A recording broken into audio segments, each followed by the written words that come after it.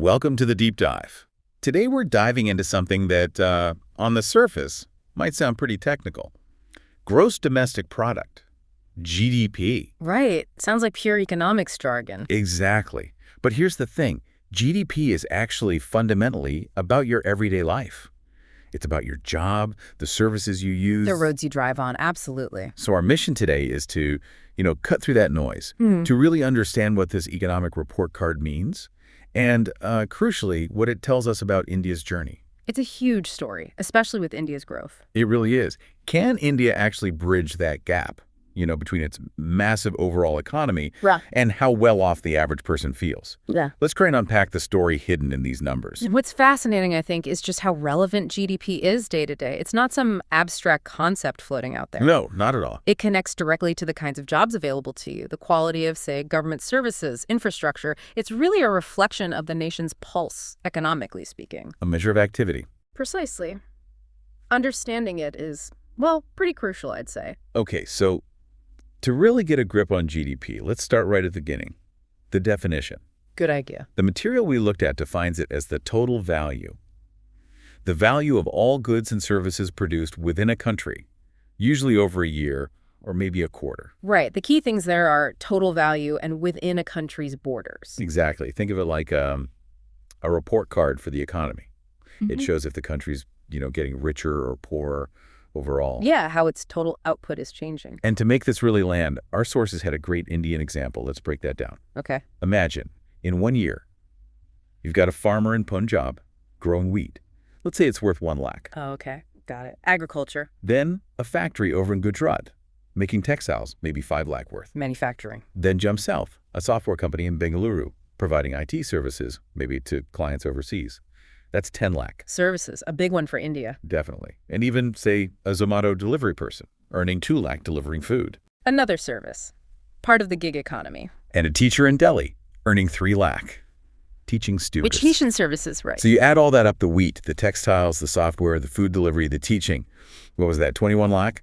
That sum is the GDP in this simple example. It captures all that economic activity. But if I bake a cake just for my family, that doesn't count, right? No, that's outside the market transaction. But if you started selling those cakes... Right. If I sell them down the street, suddenly my cake baking is boosting the GDP. Exactly. It's about production for the market.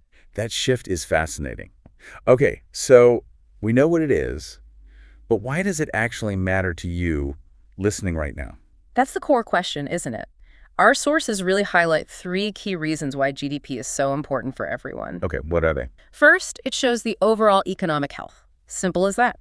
If GDP is growing, the economy is generally doing well. Which usually means? More opportunities for you, better job prospects, maybe more business for entrepreneurs, just a healthier economic environment. Makes sense. And the second? Government planning. This is huge. A healthy, growing GDP gives the government, well, more resources, more tax revenue. So they can decide how much to spend on. Exactly. Things like roads, hospitals, schools, public transport, things that directly impact your community, your quality of life. Right. Better infrastructure, better services. And third, it affects investor confidence. Think about it. If you're an investor either here in India or overseas... You want to put your money where there's growth. Right? Precisely. A high or rising GDP signals a dynamic economy, making it more attractive for investment. And that investment can lead to more jobs, new businesses. Yes, potentially more development, more innovation, more jobs. It all connects. So when you look at the bigger picture, these things, economic health, government spending, investment, they all ripple outwards. And eventually touch individual well-being. Absolutely. It affects your standard of living, the opportunities available to you. Okay, that really clarifies the why. Now, you mentioned GDP as a single number, but sometimes that can hide things, can't it? Are there different ways to look at GDP? Yes, definitely. Focusing on just one number can be, well, a bit misleading sometimes. Our sources point out 3 main types of GDP we need to understand. Okay, let's go through them. First, there's nominal GDP. This is the straightforward one. It's calculated using current market prices. But using that example from the source, if a bike costs 1 lakh this year, we just count 1 lakh. Exactly. Whatever the price tag says right now, that's what goes into nominal GDP. Okay, what's next? Then you have real GDP. This one is arguably more important for understanding true growth. It's adjusted for inflation. Inflation meaning prices going up. Right. So take the bike again. Last year, it cost 90,000. This year, it's 1 lakh. Okay. Real GDP helps us figure out, did we actually produce more bikes or value, or did the price just increase? It strips out the effect of rising prices. Ah, I see. So it shows if the actual output, the volume of stuff we're making and doing, has gone up. Precisely. It measures the real change in economic production, not just price changes. Got it. Nominal is current prices. Real is adjusted for inflation. What's the third one? Per capita GDP. This is simply the total GDP, whether nominal or real, divided by the country's population. Okay, so total economic output divided by the number of people. What does that tell us? It gives you an average. It shows roughly how much income each citizen earns on average. Keyword being average. Right, because it doesn't show how that income is distributed. Exactly. But it's useful for comparisons. The sources point out, for instance, that India's per capita GDP is much lower than the USA's. Why is that? Well, 2 main reasons given. India has a much, much larger population and currently a lower average income level compared to the US. So even if India's total GDP is huge, when you divide it by 1.4 billion people, The average slice per person is smaller. Makes sense. and there's a great analogy in the sources to bring this home, relating it to a household, Oh yeah, I like that one. It makes it very relatable. doesn't it? Imagine your family's income. Your father sells vegetables, earns 1 lakh. Okay. Your mother does tailoring, earns 50,000. Mm-hmm. You give tuition, maybe you earn 20,000. Your sibling does some freelance work, earns 30,000. Right, everyone chipping in. You add all that up, what's it? 2 lakh, that your lakh is like your family's GDP? The total value produced or earned by the household unit. Exactly. It shows how all those individual contributions add up to the national total. Everyone's economic activity matters. That's a powerful way to think about it. Now, we've talked a lot about growth, but economies don't always grow, do they? What happens on the flip side when GDP falls? Right, that's the less pleasant reality we sometimes face. A declining GDP or a recession signals trouble. What kind of trouble? Well, typically businesses slow down. They might produce less, invest less. Which often leads to job losses. Unfortunately, yes. Unemployment tends to rise. And when people lose jobs or fear losing them, they spend less money. Which creates a sort of downward cycle. It can, yeah. Less spending means less demand, which can cause businesses to slow down even more. And it affects the government, too. How so? Less economic activity means less tax revenue for the government, so it becomes harder for them to fund those essential services. Roads, healthcare, education that we talked about earlier. Right. And ultimately, Ultimately, poverty can increase. It puts a strain on households and the social safety net. was there an example of this in our sources? Yes, a very clear recent one, the COVID-19 lockdowns. The material explicitly mentioned how India's GDP fell sharply during that period. Because everything just stopped. Pretty much. Factories, markets, restaurants, travel, so many services were closed or severely restricted. Production just plummeted. It was a stark illustration of what happens when economic activity gets choked off. Okay, so given those risks, how does a country like India actively try to fuel GDP growth and, keep the economy moving upwards? Well, the sources outline several key strategies. It's not just one thing, it's a combination. More industries and manufacturing is a big one, encouraging factories to set up and produce more goods. Okay, building things. Also, improving agriculture. Better farming techniques, higher yields, more efficient supply chains. That's still crucial for India. Right, feeding the nation and potentially exporting. Then there's boosting the service sector. This is massive for India already. IT, tourism, banking, finance, healthcare. Continuing to grow those areas. So manufacturing, agriculture, services. What else? Government spending itself is a lever. Investing in infrastructure, think highways, ports, power grids, digital infrastructure. Things that make it easier for everyone else to do business. Exactly. It facilitates private sector activity. And finally, exports. Selling Indian goods and services to other countries. Bringing in foreign currency. Right.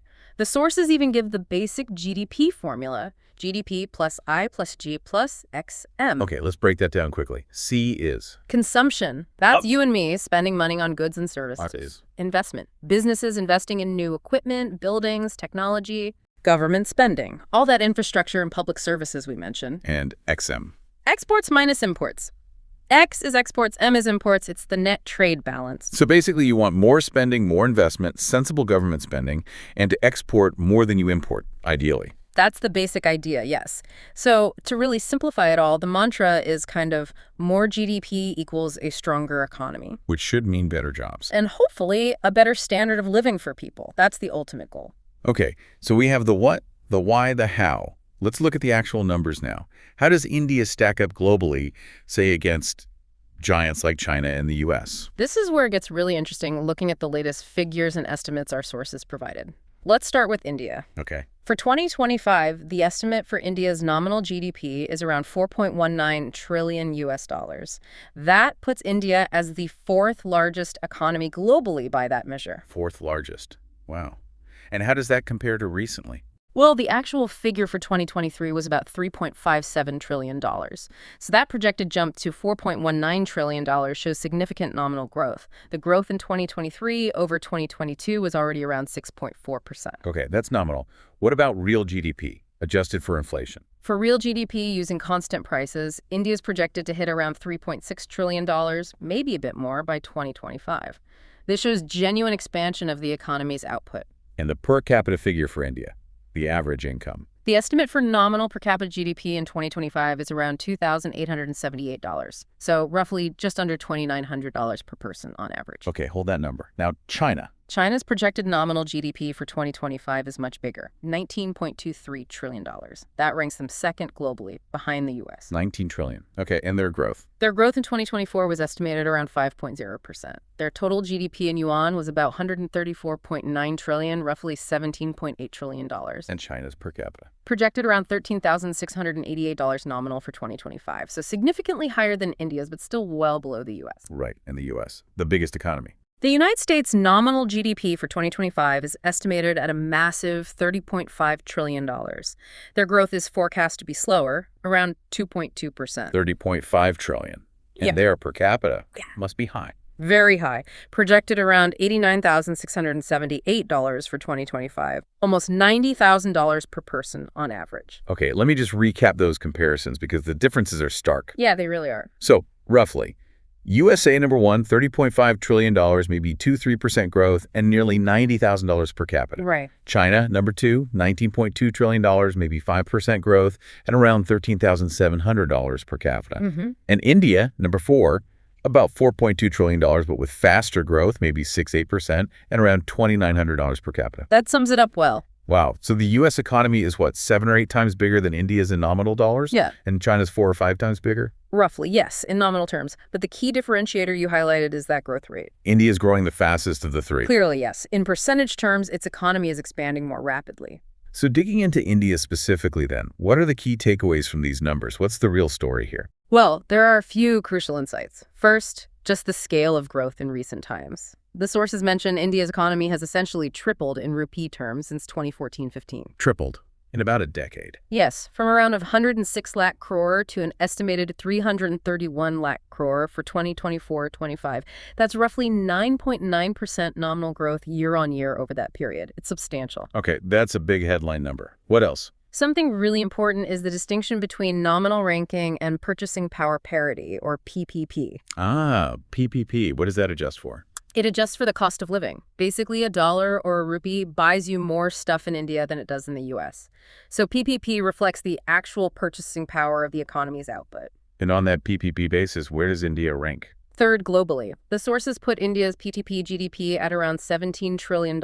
So while it's fourth in nominal terms, its actual economic weight, considering what money can buy locally, is higher, ranking third. That's a significant difference. So third by PPP, fourth by nominal. What's the third key insight? It has to be the income gap we already touched upon. Despite India having this huge, rapidly growing total GDP and ranking third or fourth globally, The per capita income, the average income, is still relatively low. exactly, around $2,900 compared to nearly $90,000 in the U.S. It's a vast difference. And that reflects. It reflects, as the sources suggest, both the huge population that the total GDP needs to be shared amongst and the fact that India is still very much a developing economy, working to raise average productivity and income levels across the board.